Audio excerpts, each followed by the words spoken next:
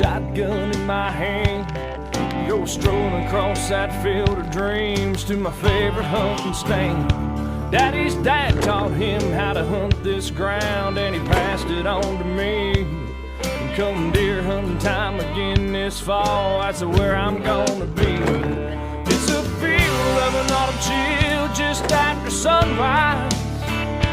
It's the sound of the frost-covered leaves beneath my feet.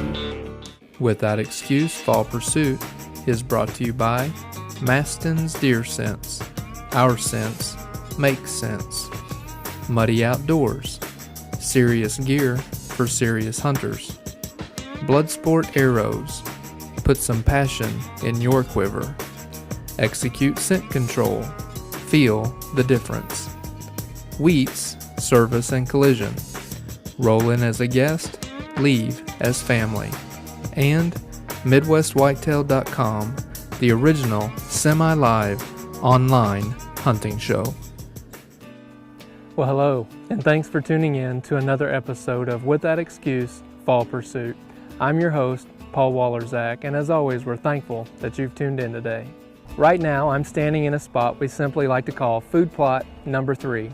And over my left-hand shoulder, you see a ground blind that we have strategically placed here during the off-season in order to hunt this area. You know, they say that as soon as your kids begin to learn how to walk, they're learning to gain their independence and eventually walk away from you. You know, Will has been at my side for the past 9 years. I have thoroughly enjoyed hunting with Will, and we have harvested a lot of critters together over the past 9 years. One of the things Will really wanted to do this year was to go on a hunt by himself, no dad, no camera, just his bow in the Whitetail woods. Just a few days ago on November the 1st, I watched my son disappear into the horizon, and he eventually climbed into this ground blind and settled in for an evening hunt. At 7:05, I got a phone call from a very excited young man telling me he had just shot his first deer all by himself. So I grabbed the camera, we headed back over here to the property, and at this time we'd like to share the recovery with you. And while you watch that, I'm going to go check a few trail cameras and make a game plan for tomorrow morning's hunt. Today is November 1st. I came hunting by myself in Arlene Tiffany ground blind over Food Plot Number 3. I had 3 does come out about 7 o'clock. I picked out the biggest one. It was about a 30-yard shot, and she ran a little ways, and Dad came and picked me up. We found blood about 10 yards away from where I shot her, so we think it's a pretty good shot. So come along and let's hope we find her.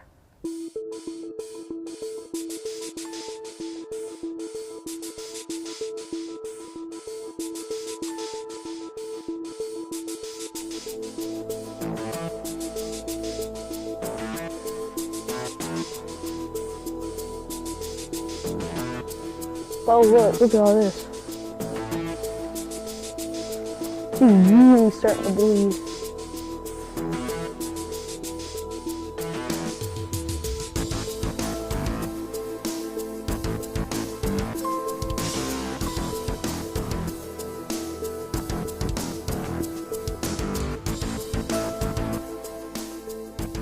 Is that her?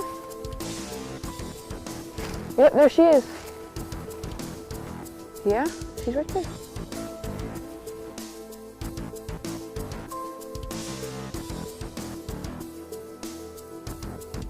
Well, this doe came out at about 7 o'clock with 2 other does, and I didn't think I was going to get one because the mom was staring me down, but this one turned broadside about 30 yards, and I shot her with my new rocket arrowhead.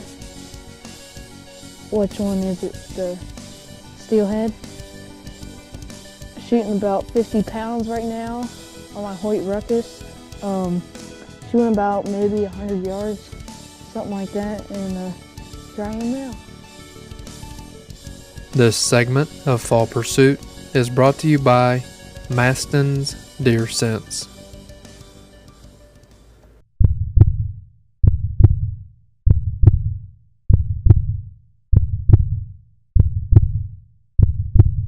Maston's Deer Sense. Our sense makes sense. Get yours today at www.mastonsdeersense.com.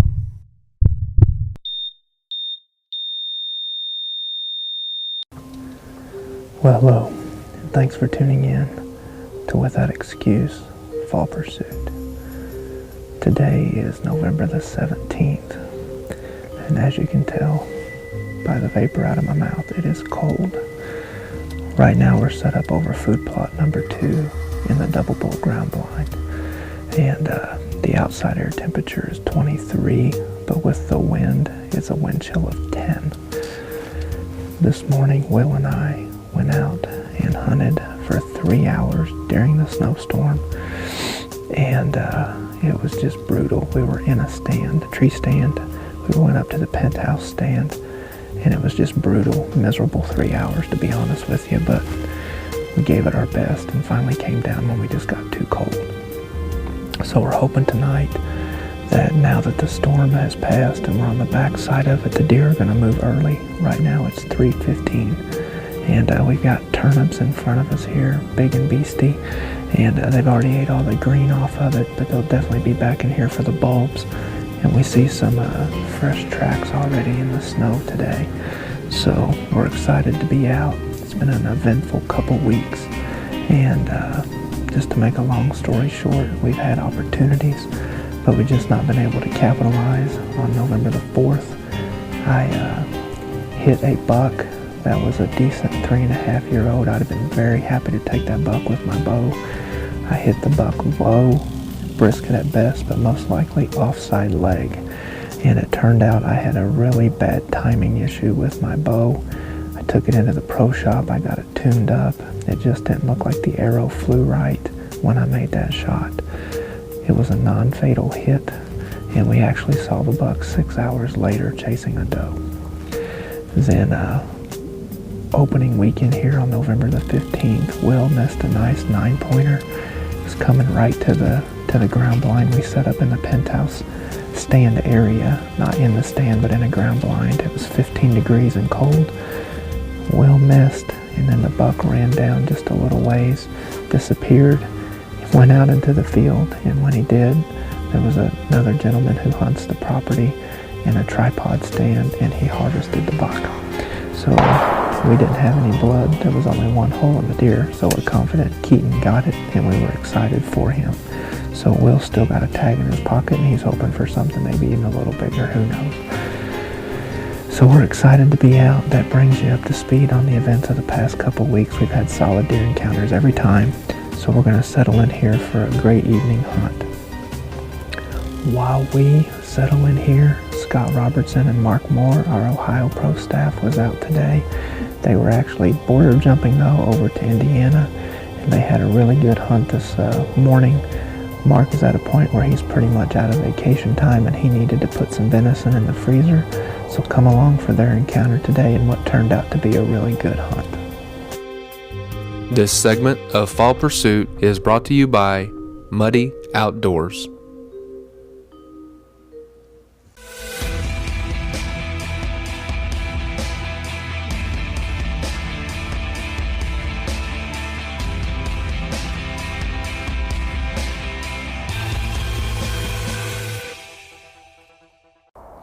Well, hello folks, it's the third day of the Indiana gun season, and my buddy Scott Robertson, owner of Maston's Deer Scent, and myself drove over to Indiana to enjoy a day of hunting. And I was getting low on vacation, so decided to shoot the first deer I seen this morning just to get some meat in the freezer. Tickled to death. It's not the biggest buck in the woods, but it's a little 6-pointer. We got in there early this morning. The weather was terrible, especially for filming. We had a storm come in, had a lot of snow, had some high wind, but we put the double scent stacker out about 20 yards from us and burning an estrus candle with estrus scent on top, and had some doe estrus gel crystals out too. Went ahead and did just a rattling sequence and added some grunts in there, and he came right in within probably 2 or 3 minutes afterwards and went ahead and got a great shot on him. He was coming in right downwind of the double scent stacker. You can probably see that in the footage, but came right in, started to angle away to come down the trail, took a shot in that left front shoulder, and he didn't run 40 yards and piled up. So I just want to thank the Lord for this venison that he gave us today. We have a wild game dinner at our church, and this is going to really help us with that wild game dinner. So once again, folks, thanks for watching Without Excuse Ministries Fall Pursuit, and thanks for joining us. God bless. Well, folks, we hope you enjoyed that hunt from Mark Moore and Scott. And congratulations to Mark for harvesting that Hoosier buck and putting some meat in his freezer for the winter. Well, folks, we're down to our last 30 minutes here. We really do appreciate you tuning in. We got some light snow starting to fall, light to moderate. Still cold, wind chill's 9 degrees. Just feels like something can step out at any time. We did have a 2.5-year-old 8-point cruise through. Could not get any footage of him, but I was well at Will harvesting. So the deer are moving. We've heard a few shots on the surrounding properties. So we're gonna just wrap up the updates for now. If anything happens in the next 30 minutes, we'll definitely be sure to bring that to you. We really appreciate you tuning in today. God bless, and we hope you've enjoyed the show.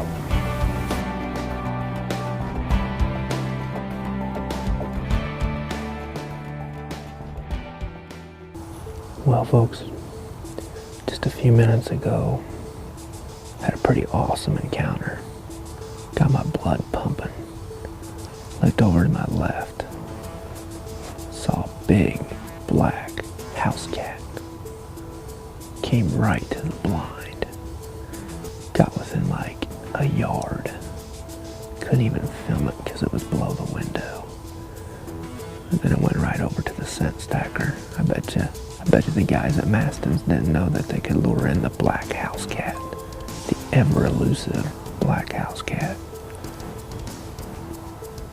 It's a protected species, so I couldn't harvest it, but pretty awesome encounter nonetheless.